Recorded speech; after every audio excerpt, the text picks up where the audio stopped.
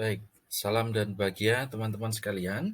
Kita ketemu lagi di mata kuliah kita. Kita akan bicarakan soal indigenous psikologi. Ini pertemuan kedua.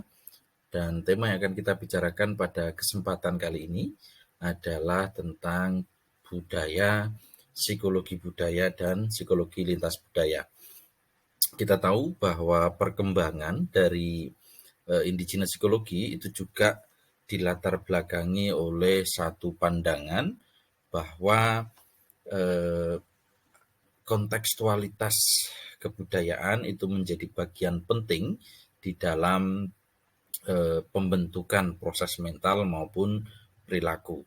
Sehingga kebudayaan gitu ya, itu menjadi landasan, menjadi dasar penting bagi proses perumusan gitu ya, proses perumusan dalam konteks psikologi indigenous. Pada kesempatan video kedua ini kita akan nanti menyinggung secara sekilas gitu tentang bagaimana peran budaya gitu ya dalam konteks ilmu psikologi, kemudian juga bagaimana pandangan terkait dengan psikologi budaya, termasuk nanti kita akan bahas sekilas tentang bagaimana psikologi lintas budaya. Tiga hal yang saya kira menjadi penting sebelum kita nanti bicarakan lebih lanjut tentang apa itu psikologi indigenous. Nah, teman-teman sekalian, kalau kita cermati sesungguhnya kebudayaan ini menurut Matsumoto dan Juang tahun 2013 dia menyampaikan bahwa kebudayaan itu adalah sistem makna dan informasi yang khas yang dimiliki oleh sebuah kelompok yang diwariskan dari generasi ke generasi yang memungkinkan anggota kelompok itu untuk memenuhi kebutuhan-kebutuhan dasarnya, kemudian mengejar kebahagiaannya, mengejar kesejahteraannya, serta kemudian ini yang penting dalam konteks psikologi adalah bagaimana merumuskan makna hidupnya. Dari definisinya Matsumoto dan Juang ini, teman-teman kita bisa melihat beberapa kata kunci di sana gitu ya. Jadi sistem makna dan informasi yang diwariskan dari generasi ke generasi. Dari kelompok ke kelompok begitu ya. Tetapi juga perlu kita ketahui bahwa sistem makna dan informasi itu digunakan betul untuk mencukupi kebutuhan dasar. Kebutuhan dasar tentu saja berkaitan dengan sandang, pangan, papan, dan seterusnya. Maka nanti Profesor Kunchoro-Ningrat saya akan mengatakan bahwa ya kebudayaan itu ada 7 sistem kebudayaan gitu ya. Salah satunya misalnya soal bagaimana sistem pertanian, bagaimana sistem sistem sebuah masyarakat untuk menghidupi dirinya sendiri. Nah, di dalam definisinya Matsumoto ini kemudian juga ada kata kunci menarik di sana, yaitu mengejar kebahagiaan dan kesejahteraan. Meskipun misalnya kata kata mengejar ini tentu saja nanti secara konseptual juga debatable gitu ya, apakah kemudian kebahagiaan itu bisa dikejar gitu atau kebahagiaan itu ya sebenarnya bagian dari upaya untuk memaknai dirinya sendiri. Tapi katakanlah misalnya kita menggunakan definisi kebudayaan ini, itu tentu saja ada satu kata kunci psikologis yang menarik gitu ya dibandingkan misalnya dengan definisi-definisi budaya menurut teman-teman dari ilmu budaya maupun antropologi. Jadi mengejar kebahagiaan dan kesejahteraan dan kemudian juga merumuskan makna hidupnya. Ini yang saya kira relatif berbeda gitu ya, meskipun tidak seluruhnya dengan definisi budaya yang diartikan oleh Kunchoro-Ningrat yang mengatakan bahwa budaya itu ya wujud ya segala wujud yang mencakup soal gagasan, perilaku dan hasil-hasil perilaku. Yang oleh kemudian Ki Hajar Dewantara, ya kebudayaan itu berangkat dari cipta, rasa, dan karsa. Ini tiga terminologi yang saya kira penting kemudian untuk melandasi apa yang dimaksud dengan kebudayaan. Nah, bagaimana kemudian proses pewarisan sistem nilai, makna, informasi, dan sebagainya itu dalam konteks sosiologis maupun antropologis, bahkan saya kira juga kalau kita pelajari dalam konteks ilmu psikologis, setidaknya ada 3 hal penting dari pewarisan kebudayaan, dari pewarisan nilai-nilai kebudayaan. Yang pertama berkaitan dengan sosialisasi misalnya. Sosialisasi ini secara umum tentu saja adalah pewarisan kebudayaan yang melibatkan pengajaran yang terjadi di dalam kelompok. Sekali lagi, pewarisan kebudayaan yang melibatkan pengajaran yang terjadi di dalam kelompok. Artinya ada proses yang didesain, ada proses yang disengaja untuk dilakukan sebagai penerusan informasi dari generasi ke generasi. Nah, Child dalam Sikel di sebuah jurnal yang terbit tahun 1990 ini kemudian juga memberikan pemaknaan tentang sosialisasi dalam konteks pewarisan kebudayaan itu sebagai sebuah keseluruhan proses. Sebuah keseluruhan proses yang berlangsung individual yang dapat diterima oleh individu tersebut dengan merujuk pada standar dan nilai-nilai kelompoknya. Jadi karena sebuah desain gitu ya, maka kelompok kemudian juga melakukan sosialisasi atau sebaliknya kemudian individu itu kemudian memperoleh informasi-informasi, mengecap nilai-nilai yang standar menurut kelompoknya atau menurut konteks kebudayaannya. Dalam proses sosialisasi ini tentu saja melibatkan apa yang disebut sebagai reinforcement. Jadi ada reward dan punishment. Kalau kemudian, ini sebagai contoh misalnya, kalau kemudian Anda dianggap misalnya melanggar norma-norma budaya, melanggar tata nilai budaya, melanggar adat-adat kebudayaan Anda misalnya, ya Anda akan memperoleh punishment. Mulai dari teguran, pengucilan, dan seterusnya. Itu adalah bagian dari reinforcement, gitu ya, penguatan terhadap nilai-nilai budaya, terhadap sistem makna dan informasi yang berlaku di dalam sebuah kelompok. Nah, dalam proses sosialisasi itu tentu saja ada agen-agennya, ada aktor-aktor kuncinya. Dalam konteks ini yaitu ada orang tua di sana, kemudian masyarakat juga menjadi bagian penting di sana, dan tentu saja guru, karena prosesnya mengalami desain dalam proses sosialisasinya. Yang kedua, teman-teman, ada proses yang disebut sebagai enkulturasi. Enkulturasi ini adalah proses yang terjadi secara spontan, gitu ya, tanpa disadari pada apa yang ada, dan mungkin juga tidak ada bagian-bagian yang lain gitu melalui proses observasi sosial. Jadi kata kuncinya enkulturasi ini adalah proses observasi sosial. Atau kalau Bandura itu menyebutnya sebagai teori belajar sosial. Ini tidak memerlukan adanya agen sosialisasi gitu ya, dan pemberian reinforcement tidak. Tetapi orang meniru. Oh, kalau saya masuk dalam satu kebudayaan begini misalnya, maka saya akan menyesuaikan dengan budaya di mana saya saya memasuki atau saya masuki dalam konteks budaya yang baru. Nah, proses enkulturasi dan sosialisasi itu seringkali bisa terjadi secara bersamaan. Jadi sembari kemudian ada desainnya dalam konteks sosialisasi gitu ya, reward dan punishment, tapi kita di saat yang sama itu juga kemudian bisa mengamati mana yang boleh, mana yang tidak boleh, mana yang dianggap baik dan mana yang tidak, dan seterusnya. Kemudian yang ketiga adalah akulturasi. Akulturasi ini proses saling mempengaruhi antara dua kebudayaan yang mengakibatkan terjadinya perubahan kebudayaan, baik besar maupun kecil. Teman-teman, kalau misalnya Anda dari sebuah kebudayaan tertentu kemudian datang ke Jogja misalnya begitu ya, maka Anda akan beradaptasi, Anda akan mengalami akulturasi dengan kebudayaan Jogja.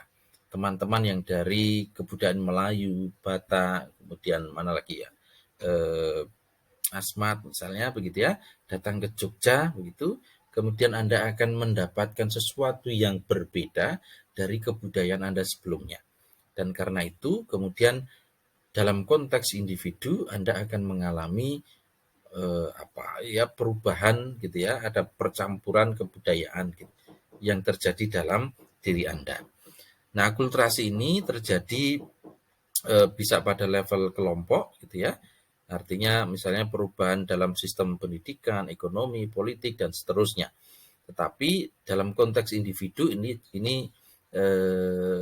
juga terjadi. Artinya ada akulturasi psikologis, yaitu perubahan-perubahan perilaku yang terjadi karena kontak antara kebudayaan kita dengan kebudayaan di mana kita datang di daerah itu.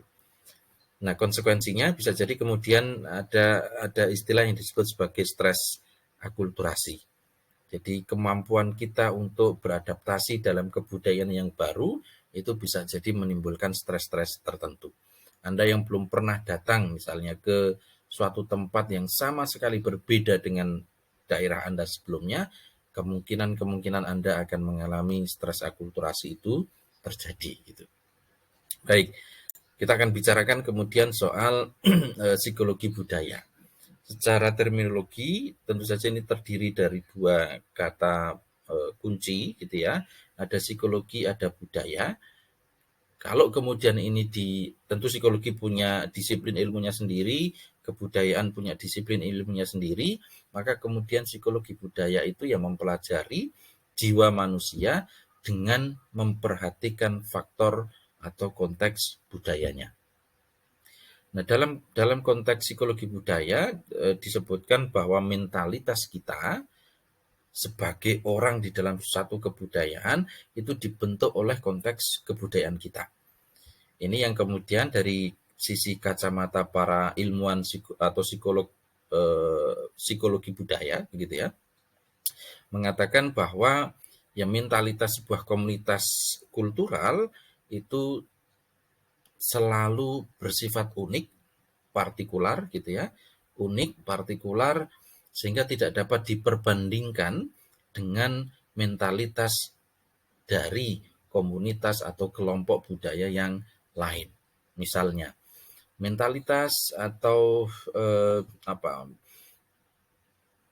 perilaku, konsep perilaku yang ada di dalam kebudayaan Jawa akan berbeda dengan bagaimana mentalitas, nilai-nilai yang dipahami oleh manusia yang mendiami kebudayaan Batak misalnya, yang mendiami kebudayaan Melayu misalnya, yang mendiami kebudayaan mana lagi Bugis misalnya. Sehingga Xiao dan Chow in tahun 2019 itu memetakan betul bahwa yang mentalitas kita sebagai manusia itu ya dibentuk oleh konteks kebudayaan. Itu pula yang kemudian membedakan mentalitas kita, proses mental kita gitu ya, proses mental kita atau psikologis kita berbeda antara budaya yang satu dengan budaya yang lain.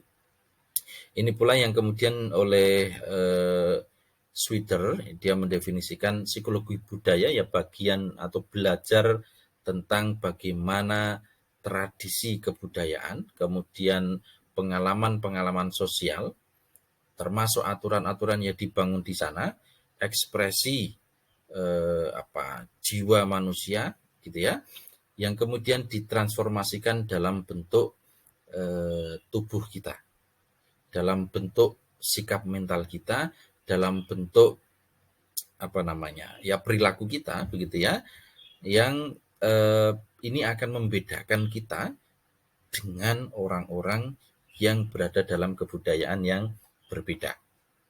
Itu psikologi budaya.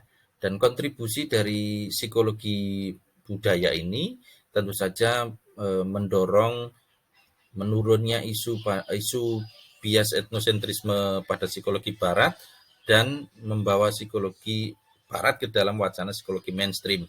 Artinya apa namanya, ya, isu bias etnosentrisme itu meskipun ada, tetapi kemudian apa namanya, menjadi bagian yang dibicarakan oleh psikologi mainstream barat. Tetapi ada kritik tajam terhadap psikologi budaya ini, yaitu pengabaian terhadap aspek-aspek universalitas manusia. Seolah-olah kemudian tidak ada kesamaan sama sekali begitu ya, sikap mental ataupun proses mental kita sesama manusia di dalam seluruh konteks kebudayaan yang ada. Oke, kita lanjut ke psikologi lintas budaya.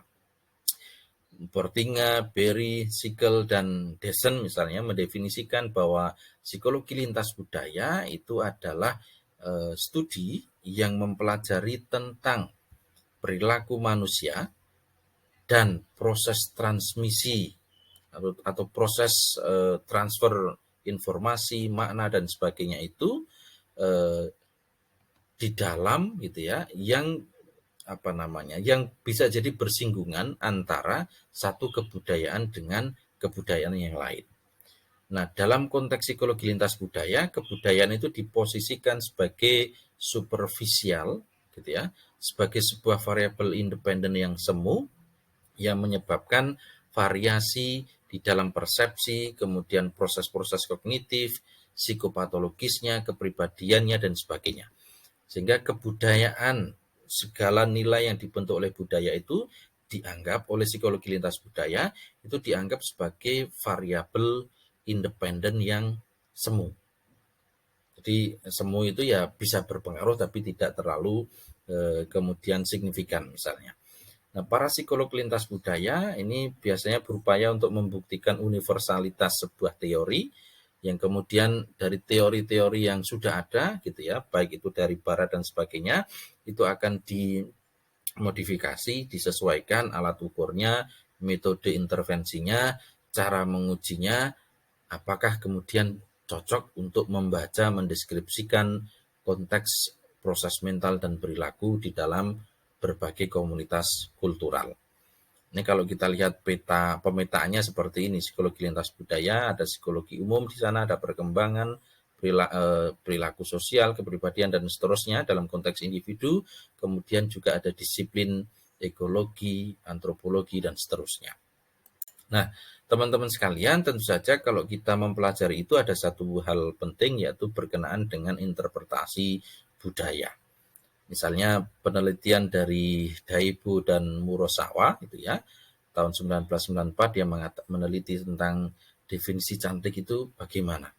Jepang ternyata perempuan itu dikatakan cantik ya ketika matanya itu bulat, mulutnya kecil, dagunya kecil. Tapi di Korea cantik itu ya ketika matanya bulat, hidungnya kecil, mancung, wajahnya kecil, serta matang dan menyenangkan misalnya. Atau kemudian contoh lain bagaimana, artinya apa? Artinya ada perbedaan dalam mendefinisikan satu kata, dalam mendefinisikan satu peristiwa misalnya. Contoh lain misalnya di Israel itu ya, ini dalam sebuah perang, teman-teman nanti bisa cermati, dalam sebuah perang karena tinggal ada tiga tentara begitu, siapa yang harus mati duluan gitu, untuk menjaga kehormatannya.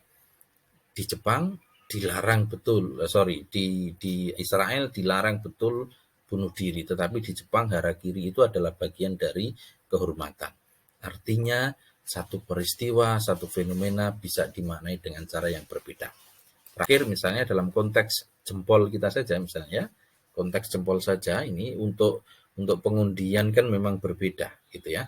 Atau misalnya jempol dalam konteks yang umum, ya ini berarti baik, berarti bagus dan seterusnya. Tapi kalau jempolnya itu kita kebawahkan begini, ada diartikan pecundang dan seterusnya dan seterusnya. Saya kira itu teman-teman materi kita pada kesempatan pertemuan kedua untuk psikologi indigenous. Nanti kita akan perdalam pengertian indigenous pada pertemuan berikutnya. Jika ada pertanyaan silahkan disampaikan di kolom komentar, nanti kita akan jawab, kita akan diskusikan. Teman-teman yang bisa menjawabnya silahkan juga memberi respon begitu sehingga diskusi kita lebih interaktif. Terima kasih dan salam.